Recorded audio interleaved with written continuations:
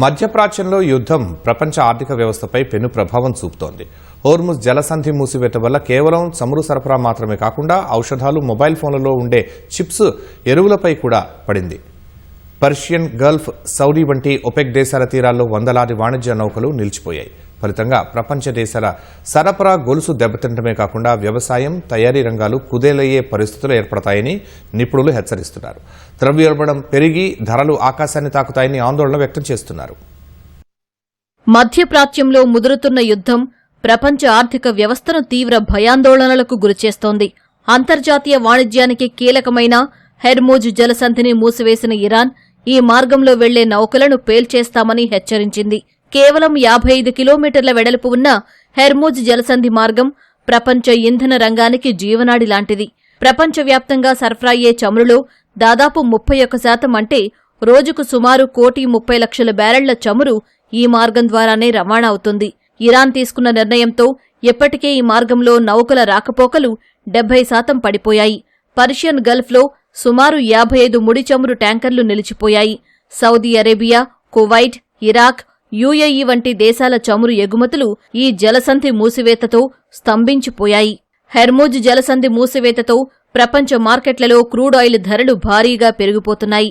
Brent crude ధర బ్యారెల్కు $79కు చేరుకోగా west Texas intermediate ధర $71కు పెరిగింది.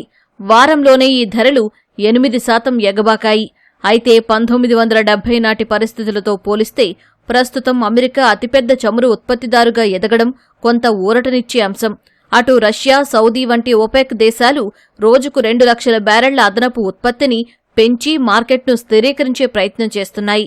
మరోవైపు కెనడా వంటి దేశాలు తమ ట్రాన్స్ మౌంటైన్ పైప్లైన్ ద్వారా ఆసియా మార్కెట్లకు చమురు సరఫరాను పెంచి ఈ లోటును పూడ్చేందుకు సిద్ధమవుతున్నాయి. హెర్మూజ్ జలసంధి మూసివేత ప్రభావం కేవలం ముడి చమురు సరఫరా మీదే కాకుండా ఫోన్లలో ఉండే చిప్స్, ఎరువులపై కూడా పడింది.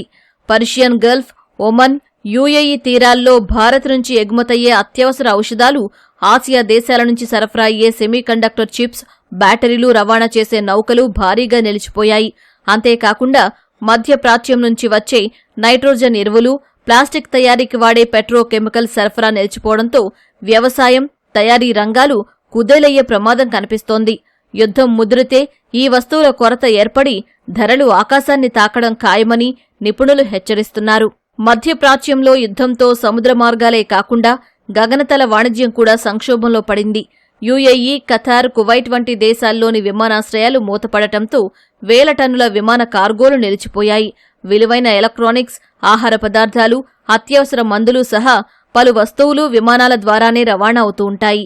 ఇప్పుడు ఈ విమానాలు రన్వేలకే పరిమితం కావడంతో రవాణా ఖర్చులు భారీగా పెరగనున్నాయని పలు వాణిజ్య సంస్థలు ఆందోళన వ్యక్తం చేస్తున్నాయి.